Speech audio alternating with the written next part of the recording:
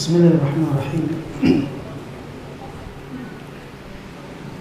Assalamualaikum warahmatullahi wabarakatuh. Innal hamdalillah wa nasta'inuhu wa nastaghfiruh wa natubu ilayhi wa na'udzu billahi min shururi anfusina wa min sayyiati a'malina may yahdihillahu فلا مضل له ومن يضلل فلا هادي له أشهد أن لا إله إلا الله وحده لا شريك له وأشهد أن محمدا عبده ورسوله قال الله عز وجل يا أيها الذين آمنوا اتقوا الله حق تقاته ولا تموتن إلا وأنتم مسلمون. Ikhwani wa akhwati rahimani Allah wa iyyakum. Alhamdulillah, segala puji bagi Allah atas limpahan nikmat dan karunia yang Allah berikan kepada kita. Salawat beriringkan salam semoga senantiasa tercurahkan untuk Nabi kita tercinta, Nabi kita yang mulia, Nabi besar Muhammad sallallahu alaihi wasallam. Baik teman-teman sekalian, setelah kita membahas tentang al-wasa'id wa syufa'a bisababi sakhatir rabbi wa ghadabihi, para perantara dan pemberi syafaat adalah sebab kemurkaan dan kemarahan Allah Subhanahu wa taala, kita telah jelaskan berbagai jenis kesyirikan yang terjadi ketika seseorang menjadikan benda-benda, makhluk-makhluk tertentu sebagai perantara dan sebagai pemberi syafaat kepada selain Allah Subhanahu wa taala. Kemudian kita juga menjelaskan tentang hal yang terlahir darinya, dari syirik, ta'til, yang menafikan. Apakah menafikan sang pencipta? Apakah menafikan akan kesempurnaan nama dan sifat serta perbuatannya, atau menafikan dalam hakikat peribadatan kepada Allah Subhanahu wa taala? Kita juga telah jelaskan tentang kesyirikan orang-orang Nasrani yang menjadikan Allah Subhanahu wa taala satu dari yang tiga. Dan kita menjelaskan tentang kesyirikan orang-orang Majusi yang meyakini ada zat yang dapat menciptakan selain Allah Subhanahu wa taala. Majusi meyakini bahwa kebaikan diciptakan oleh cahaya, keburukan diciptakan oleh kegelapan. Hal yang serupa juga ada pada kelompok Qadariyah yang mereka meyakini bahwa makhluk memiliki peran dalam hal penciptaan. Yang baik-baik datangnya dari Allah, yang buruk-buruk datangnya dari iblis. Kemudian mereka mengatakan Allah tidak memiliki peran dalam penciptaan. Demikian pula kesyirikan yang terjadi pada raja yang berdebat dengan Nabi Ibrahim alaihissalam, dan kesyirikan manusia yang menjadikan bintang sebagai zat yang dapat mengatur kesengsaraan dan kebahagiaannya, dan berbagai kesyirikan yang terjadi para penyembah berhala, para penyembah api, para penyembah mentari. Nah, sekarang kita akan menjelaskan tentang kesyirikan di dalam peribadatan. Syirkul ibadah, syirik terkait tentang ibadah yang disebut dengan al-uluhiyah, tauhid al-uluhiyah. Para ulama, di antaranya Imam Ibnu Qayyim al-Jauziyah, menyebutkan kesyirikan ini, uluhiyah ini lebih ringan, lebih mudah dibandingkan kesyirikan-kesyirikan yang sebelumnya. Itu berarti kesyirikan memiliki tingkatan. Karena ada dosa besar, ada dosa paling besar, ya, ada dosa besar yang tidak diampuni, ada dosa yang lebih besar dari dosa besar juga tidak diampuni. Semua itu bentuk kesyirikan kepada Allah Subhanahu wa taala. Beliau mengatakan wa amma syirku fil ibadah, adapun kesyirikan dalam hal peribadatan, bahwa ashal min hadzal syirik, maka perkara kesyirikan ini lebih ringan, lebih mudah dibandingkan kesyirikan yang telah berlalu dari penjelasannya. Wa akhafu amr, perkaranya lebih ringan. Fa innahu yasduru mimman ya'taqidu annahu la ilaha illallah. Kenapa? Karena kesyirikan ini dalam peribadatan kepada Allah Subhanahu wa taala, dia yakin bahwasanya zat yang berhak diibadahi ya hanya Allah saja. Dia yakin Allah itu zat yang satu-satunya yang pantas untuk diibadahi. Wa annahu la yadurru wa la yanfa'. Mereka meyakini bahwasanya benda-benda itu tidak memberikan mudarat, tidak memberikan manfaat, tidak dapat memberi, tidak dapat mencegah kecuali Allah Subhanahu wa taala. Wa annahu la ilaha ghairuhu wa la rabba siwa. Dan mereka meyakini bahwasanya tiada Tuhan dan tiada pencipta selain Allah Subhanahu wa taala. Walakin akan tetapi la yakhussullaha fi ibadatihi wa ubudiyatihi. Mereka ini tidak memurnikan Allah di dalam bermuamalah kepada Allah dan beribadah kepada Allah Subhanahu wa taala. Artinya, kesyirikan ini dia beribadah kepada Allah tapi dicampuri ibadahnya dengan kesyirikan yang kita kenal dengan riya. Yang kita kenal dengan riya. Riya ini jemaah, ini dosa besar. Dosa riya itu lebih besar daripada berzina. Dosa riya lebih besar daripada makan harta riba. Kenapa?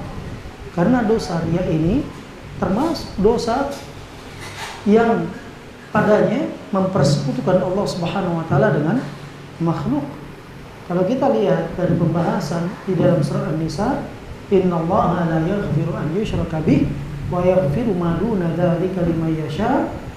Sebagian para ulama memasukkan dalam ayat itu termasuk dosa riya.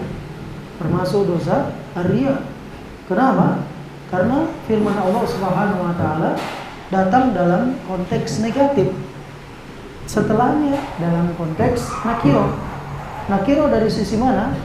Fi'il mudhari', fi'il kata kerja yang sedang atau akan datang, apabila didahului dengan huruf an, dia berfungsi umum.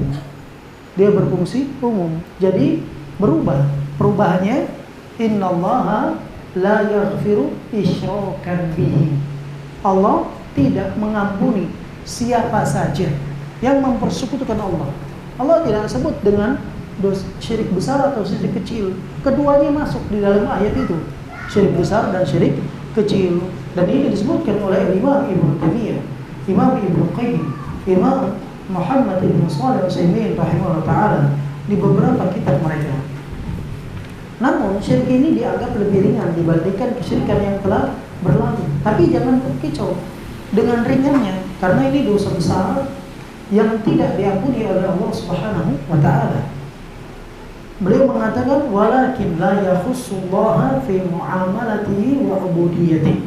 Akan tetapi hamba itu tidak mengkhususkan Allah di dalam peribadatannya. Bal ya'malu lihadzi nafsihi taratan. Namun ketika dia beramal, dia ingin mengambil peran, bagian untuk dirinya, bagian untuk dunianya, bagian untuk pangkat dan jabatannya, untuk kedudukan di sisi manusia. Dia bagi peribadatan tersebut, sebagian ditujukan untuk Allah, sebagian untuk dirinya, sebagian untuk hawa nafsunya, sebagian untuk syaitan, sebagian untuk manusia, untuk makhluk Allah Subhanahu wa taala. Berarti dia campur adukan peribadatan tersebut kepada selain Allah Subhanahu wa taala. Dan kebanyakan manusia melakukan kesyirikan ini. Kebanyakan manusia melakukan kesyirikan ini. Maka beliau mengatakan wa hadza halu aktsarun nas. kondisi yang demikian ini adalah kondisi mayoritas kebanyakan manusia. Wa huwa syirkul ladzi qala fihi an-nabi, yaitu kesyirikan yang Nabi SAW menyebutkan tentang kesyirikan tersebut adalah apa yang diriwayatkan oleh Al-Imam Ibnu Hibban rahimahullah ta'ala, dan hadisnya hadis yang sahih. Beliau mengatakan, Nabi SAW bersabda, asyirku fi hadhil ummah, kesyirikan yang terjadi pada umat ini akhfa min dabibi an-namal.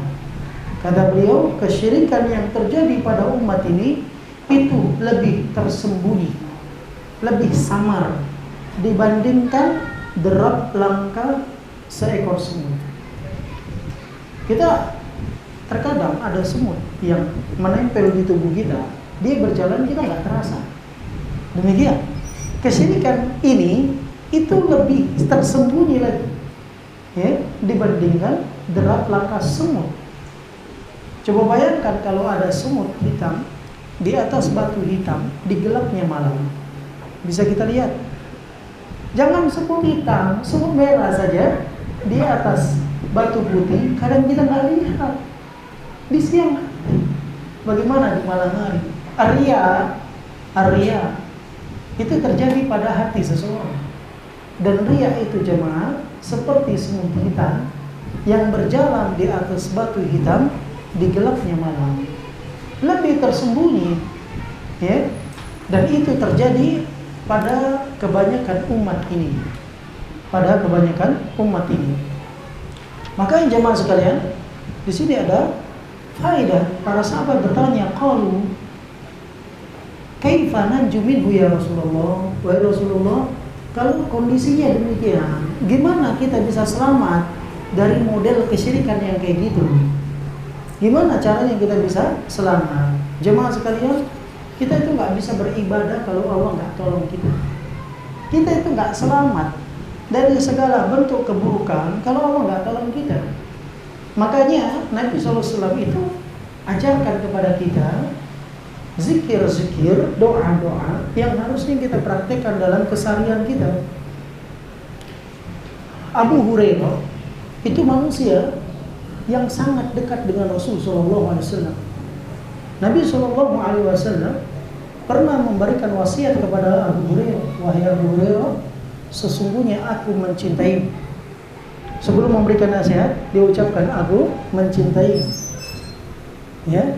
Kemudian Nabi katakan, hendaknya engkau mengucapkan setiap sebelum akhir sholatmu dengan ucapan apa ucapannya? Biruni. Coba nih. Sebelum akhir sholatmu, hendaknya engkau mengucapkan Allahumma a'inni ala dzikrika wa syukrika wa husni ibadatika. Ya Allah, bantu aku. Karena kalau kita nggak dibantu Allah, nggak bisa coba. Nggak bisa kita mengingat Allah kalau Allah nggak bantu kita. Nggak usah kepedean, saya alim, saya pernah pintar ngaji, saya sudah ngaji 20 tahun.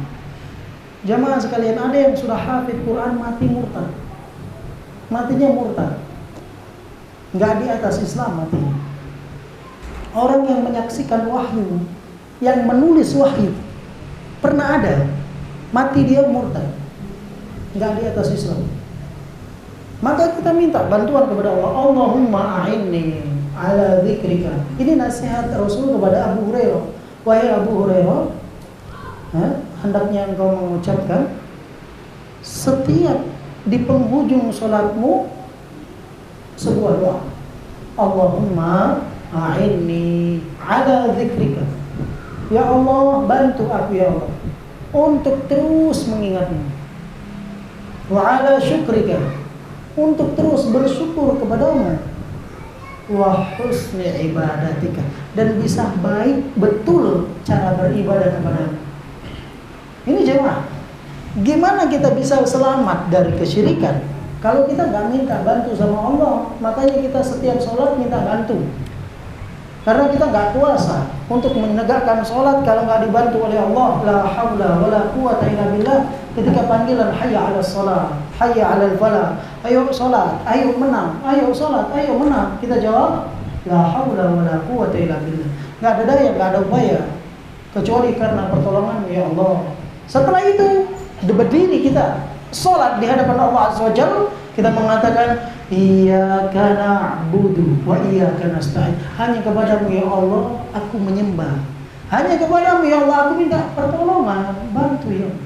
Bantu.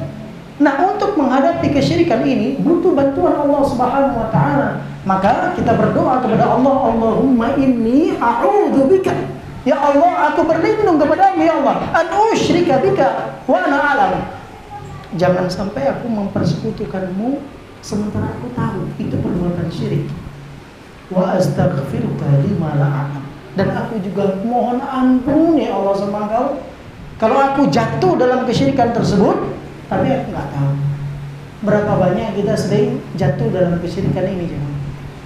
Kita sering sekali. Jangan dikira orang yang sudah sholat aman. Allah katakan fawailul lil musallin. Kata Allah Azza wa Jalla, itu yang sholat dia dapat neraka wail. Kenapa? Alladzina hum an salatihim sahun. Ciri mereka kalau sholat sahur, dia suka abai, suka lalai. Kemudian alladzina hum yura'un. Kalau sholat pengen ditengok orang. Itu namanya apa? Itu namanya riya. Dan ini penyakit syirik itu jemaah. Suatu ketika Nabi SAW keluar bersama menemui para sahabatnya. Dan para sahabat itu sedang ngobrol satu dengan yang lainnya, bercerita tentang hal yang paling ditakutkan, yaitu tentang kehadiran Dajjal. Dajjal ini hal yang harus kita takuti jemaah. Makanya ketika kita sholat pun diperintahkan untuk berdoa berlindung dari Dajjal. Ketika sahabat sedang ngobrol tentang hal-hal yang ditakutkan dari Dajjal tersebut, Nabi SAW datang menyampaikan kepada para sahabat, ala ukhbirukum bima huwa akhwafu alaikum indi minal masihid dajjal. Kata Nabi, kalian mau gak saya kabarkan untuk kalian perkara yang lebih kutakutkan atas kalian ketimbang fitnahnya Dajjal. Maka para sahabat radhiyallahu anhum mengatakan, faqulna bala ya Rasulullah. Iya, tentu ya Rasulullah, kita mau. Apa itu? Kata Nabi, asyirku al-khafi, syirik yang tersembunyi. An yaquma ar-rajulu fayusalli fayazidu salatahu. Dalam riwayat fayuzayyinu salatahu. Itu ada seorang berdiri di salat. Kemudian ada orang yang melihat itu salatnya dipanjangin. Itu salatnya dibagusin.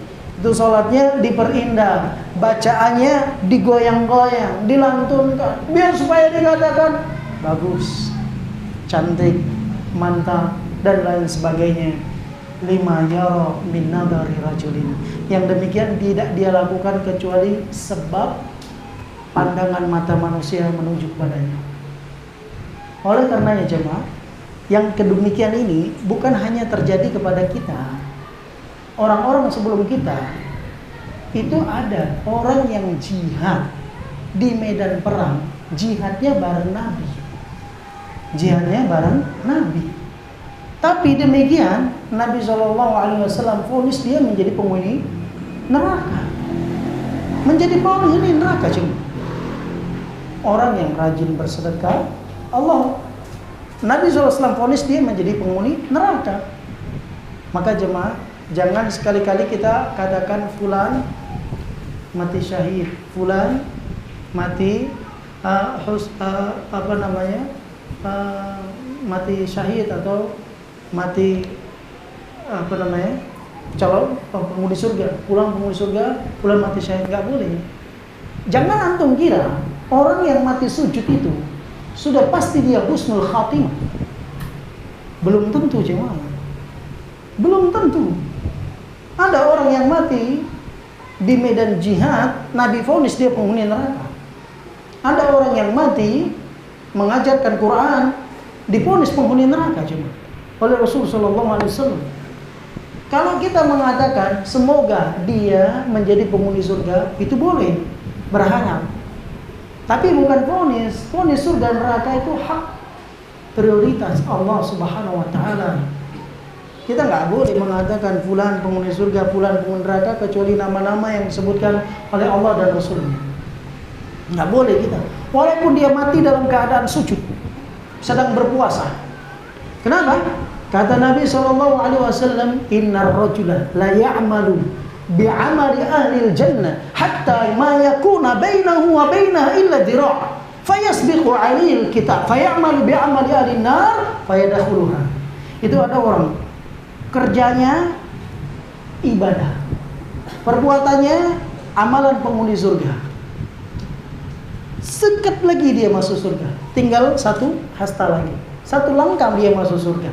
Didahului catatan takdir Allah Subhanahu wa taala, beramal dengan amalan penghuni neraka, mati jeblos ke dalam neraka. Na'udzubillah. Oleh karena itu jemaah, betul kita hati-hati sekali masalah syirik ini, betul-betul. Enggak, masalahnya itu syirik enggak ada yang tahu. Kata Syekh Abdul Razak rahimahullah taala, orang yang melakukan yang kesyirikan dan melakukan keikhlasan, enggak ada yang tahu kecuali Allah. Ini menunjukkan isi niat di dalam hati. Ada seorang sholat di masjid yang sama, dengan imam yang sama, dengan wudhu yang sama, dengan rakaat yang sama, dengan takbir yang sama, sampai salam dengan salam yang sama. Yang satu diterima amalnya oleh Allah, yang satu ditolak oleh Allah. Kenapa? Yang satu khalis, mukhlis, yang satu dicampuri dengan riya. Isinya di hati cuma. Dia di imamnya sama, di belakang imam dua-dua. Tapi yang di kanannya nggak tahu dengan yang di kirinya. Sebaliknya, di kirinya nggak tahu dengan yang di kanannya. Bahwasanya dia mukhlis, bahwasanya dia melakukan perbuatan riya. Nggak tahu. Kata Nabi SAW, kenapa itu terjadi? Dalam riwayat lain, fima yabdu linnas. Karena dia beramal ingin ditengok orang. Ingin ditengok orang. Nah, ini penyakit disebut dengan asyirkul khafi. Syirik yang tersembunyi. Apakah dia riya ataukah dia ujub, sama saja. Itu bagian daripada kesyirikan. Antum tahu kenapa Qarun dihukum oleh Allah Subhanahu wa taala? Sebabnya apa? Padahal Qarun jemaah ahli ibadah. Qarun itu Qarun ahli ibadah. Qarun itu murid kesayangannya Musa. Sekaligus ada hubungan saudara sepupunya Musa alaihissalam. Itu Qarun jemaah. Dia tampan, hartawan, uangnya banyak Qarun itu. Kalau kita cerita tentang Qarun, yang terbetik bagi kita apa? Hartawan, orang konglomerat, orang kaya raya. Makanya setiap harta yang ditemukan di bumi ini, seringkali orang mengatakan harta Qarun. Padahal Qarun tuh di Arab jemaah, nggak di Indonesia. Tapi dia katakan harta Qarun ini. Jemaah sekalian, antum tahu kenapa Qarun ditenggelamkan di dalam perut bumi? Disebabkan ujub pada dirinya. Diminta zakatnya, dia katakan innama utituhu ala ilmin indi. Itu aku dapat karena kemampuan yang ku punya. Aku punya skill, aku punya ilmu, aku punya kemampuan, makanya saya dapat harta itu. Dan sudah ada bagian zakat yang harus dikeluarkan. Ujub menenggelamkan Qarun ke dalam perut bumi sampai hari kiamat. Demikian pula kesyirikan, riya yang tersembunyi di dalam hati, ujub, itu membinasakan amalan seseorang. Oleh karenanya kita hafalin doa ini. Minimal kita doakan doa ini jemaah sekali seumur hidup, minimal. Kalau belum hafal, ini ada bukunya, antum catat. Ya, setiap antum ada kesempatan untuk berdoa kepada Allah Subhanahu wa taala dan sisihkan waktu untuk berdoa. berdoa, Allahumma inni a'udzubika an usyrika bika wa ana a'lam wa astaghfiruka lima la a'lam. Ya Allah, aku berlindung kepadamu ya Allah dari mempersekutukanmu ya Allah, sementara aku tahu. Dan aku beristighfar kepadamu ya Allah atas kesyirikan yang kulakukan sementara aku enggak tahu. Jadi sadar tak sadar kita, Rabbana la tu'akhidna in nasina aw akhtana. Karena bisa jadi jemaah, kita sekolah tuh enggak ikhlas. Kenapa kita sering minta hidayah? Apa kita manusia tersesat? Sehingga dikatakan domba-domba yang tersesat. Bukankah kita setiap sholat ihdinas siratal mustaqim, berapa kali kita minta? 17 kali. Apa artinya? Ya Allah, tunjukkan kami kepada jalanmu yang lurus. Selama ini jalanmu bengkok, berarti nggak lurus. Karena kamu masih minta jalan lurus, belum dapatkan jalan lurus itu. Bukan demikian cuma. Ada hidayah yang perlu kita minta terus kepada Allah.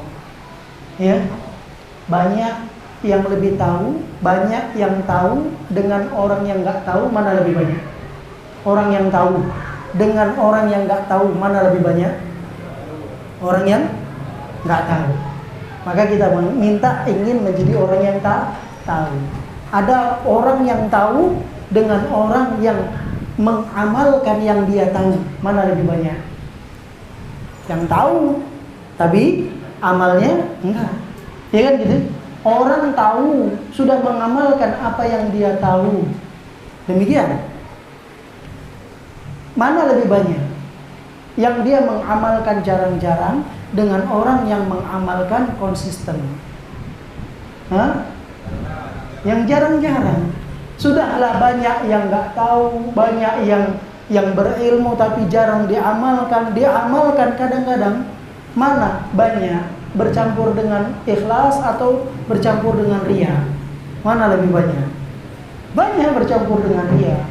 Kita pingin jemaah amal kita terus konsisten di atas keikhlasan sampai kita mati di atas husnul khatimah. Maka minta terus hidayah, ihdina. Bukan karena kita masih sesat, enggak.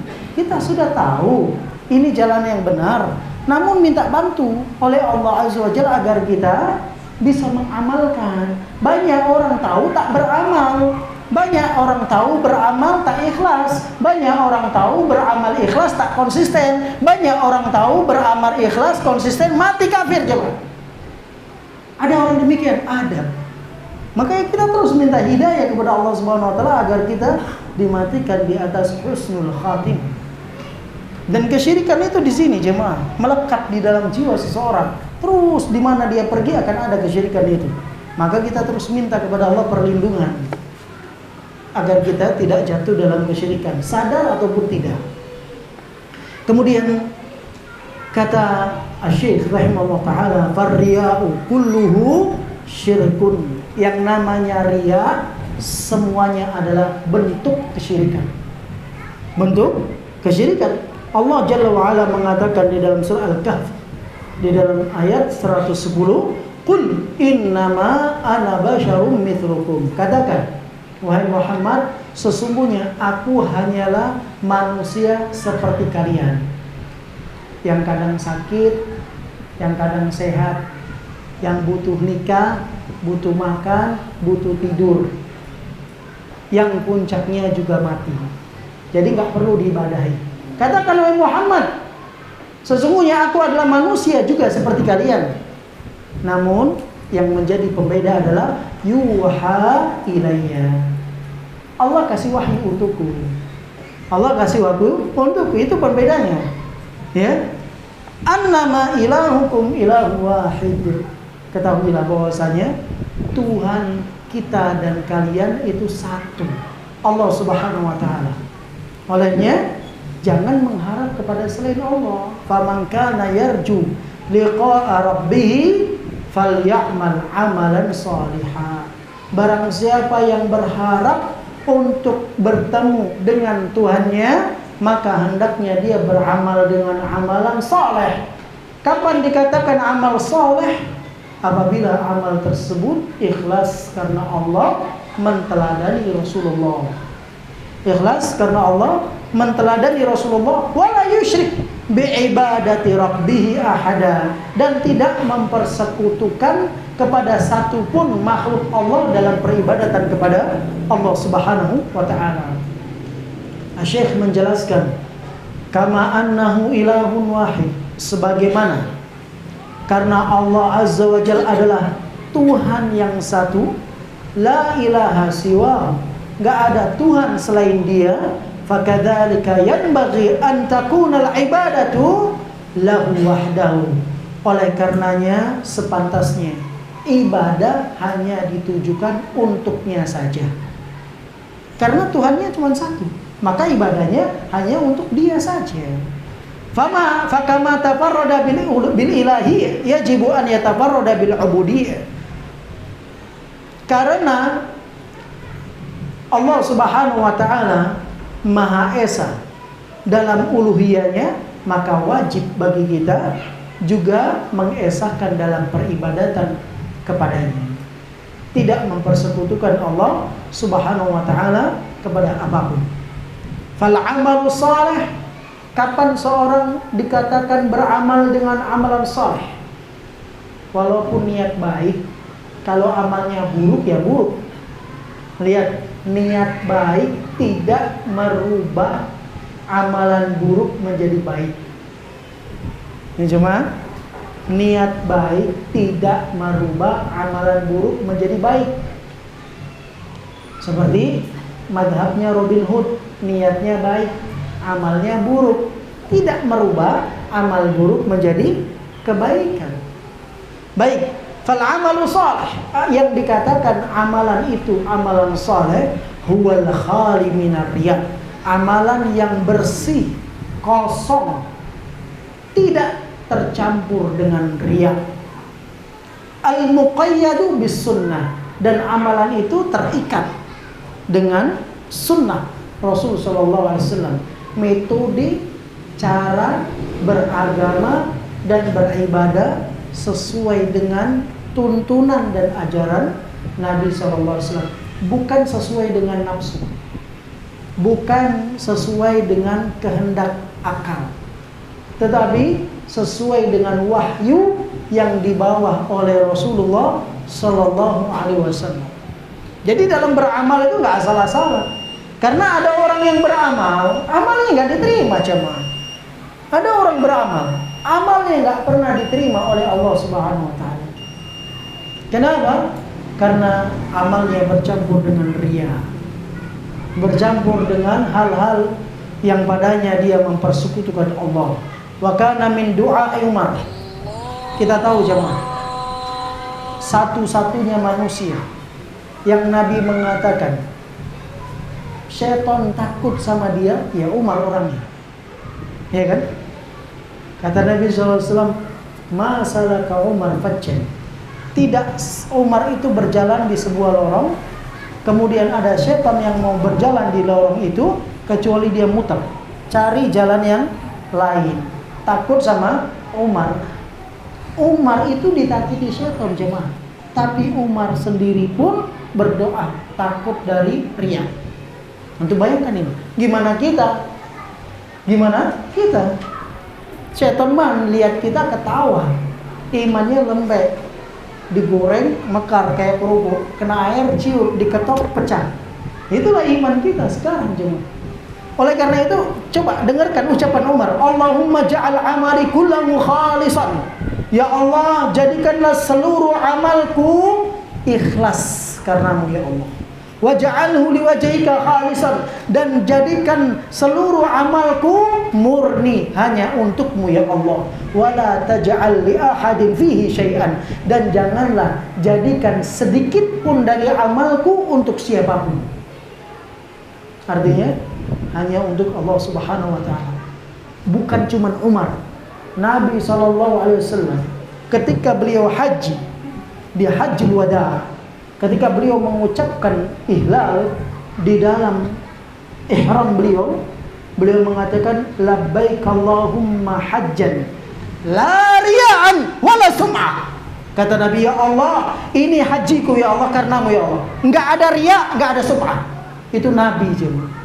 itu Nabi. Makanya kita terus minta tolong sama Allah Azza wa Jalla. Karena banyak amal kita ini kalau sudah ibadah, ya modelnya dua. Sebelum ibadah posting, setelah ibadah posting, saat ibadah posting. 3 berarti. Iya kan? Atau pura-pura ibadah posting. Coba terang-terang. Ini kameranya. Ini ada backgroundnya, ini Ka'bah. Sambil gini dia. Iya kan? Dia tak baca Quran, dia tak berdoa. Kemudian minta fotokan, seakan berdoa, diposting. Niatnya, asalnya dia niat, Ustaz, saya pengen motivasi saudara saya. Jamaah, antum tahu benang merah dengan benang hitam antara niat yang tulus dengan riak tipis. Salah tarik, putus. Bisa dipahami? Tipis sekali, tipis sekali. Maka kalau kita posting-posting itu, kadang-kadang itulah yang bisa jadi amal kita sudah kita buat selama ini, kita susun rapi, kita buat cantik. Setelah kita beramal, waja'alnahu haba'an manthura. Kata Allah, kami jadikan amalannya debu yang berterbangan. Nggak ada apa-apa. Karena akibat riya. Ria. Tadinya kan dia nggak mau dipuji jemaah, nggak, biar supaya nggak dipuji, kan gitu ya awalnya. Jadi untuk apa? Motivasi untuk yang lain, kan gitu ya. Waktu dia awalnya motivasi, begitu disanjung sekali goyang jemaah. Mentalnya kan mental kerupuk, goreng mekar kena air ciut, ketok pecah. Demikian. Posting dikit, tadi niatnya untuk mendorong motivasi. Begitu kita dikasih komentar, ya Allah, pingin juga ikut berangkat dan. Yang kedua, bla bla bla bla. Yang ketiga, bla bla bla bla. Baru dia. Yang keempat dia kasih komentar, alhamdulillah, gini gitu. Akhirnya setan masuk. Lebih halus daripada derap langka semut. Ini yang ditakutkan oleh Rasulullah SAW. Wa hakadha syirku fil ibadah yubtilu thawabal amal. Demikian jemaah. Syirik di dalam peribadatan itu akan menghapuskan amalan. Capek ibadahnya, tapi dicampuri dengan kesyirikan, hasilnya nol. Wa qad yu'aqab, bahkan bisa jadi dia dihukum. Kapan? Apabila ibadah tersebut adalah amalan yang wajib ditunaikan. Sholat 5 waktu, wajib atau tidak? Wajib.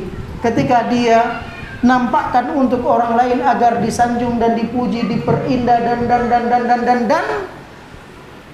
berarti dia telah melakukan riya di dalam ibadah sholatnya. Ketika itu fa innahu yanzilu manzilata man lam ya'mal. Dia dianggap seperti orang yang belum melaksanakan ibadah itu. Dan ingat, kalau dia sudah melaksanakan ibadah itu dicampur riya, dianggap tidak melaksanakan ibadah itu, nggak bisa diulang. Ingat jemaah, nggak bisa diulang. Fayu'aqab ala tarkil amri, maka dia akan dihukum akibat dia meninggalkan perintah yang dia diperintahkan dengannya. Fa innallaha subhanahu innama amara bi'ibadihi bi'ibadatihi ibadatan khalisah. Ingat, sesungguhnya Allah tidak memerintahkan untuk hamba-hambanya kecuali beribadah kepadanya dengan memurnikan ibadah hanya untuknya. Allah sebutkan dalam firman-Nya surah Al-Bayyinah sebagai penutup. Beliau katakan, "Wa ma umiru illa liya'budullaha mukhlishina lahuddin." Dan tidaklah mereka diperintah kecuali untuk beribadah kepada Allah Subhanahu wa taala, memurnikan ibadah hanya untuk Allah Subhanahu wa taala. Sedikit lagi, mohon maaf, satu bait lagi. Faman lam yukhlis lillah fi ibadatihi.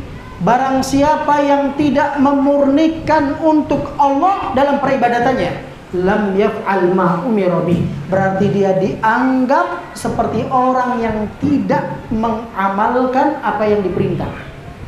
Bal alladhi ata bihi syai'un ghairu alladhi umira bih. Bahkan yang dia buat amalan yang dia tidak diperintahkan dengannya, fala yasih, maka amalan tersebut tidak dibenarkan.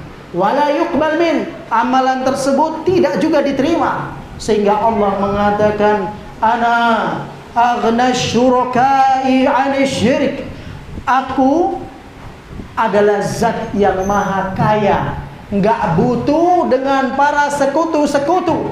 Faman amila amalan asyraka ma'iya fihi ghairi, barang siapa yang beramal dalam amalan tersebut dia campur adukan amalan tersebut pada sekutu selain daripadaku, fahuwa lilladzi usyrika bihi, maka amalnya itu berarti bukan untukku, tapi untuk zat yang dia mempersekutukan kepada zat tersebut. Wa ana minhu bari, kata Allah, aku berlepas diri darinya. Aku berlepas diri darinya. Ini jamaah sekalian, bahayanya yang disebut dengan syirkul asghar, yaitu ar-riya. Syirkul khafi, yaitu ar-riya. Dan pembagian syirik, insyaallah pertemuan mendatang, semoga Allah mudahkan untuk kita menyelesaikannya. Allahu a'lam bishawab. Subhanakallahumma wa bihamdika asyhadu an la ilaha illa anta astaghfiruka wa atubu ilaik. Assalamualaikum warahmatullahi wabarakatuh.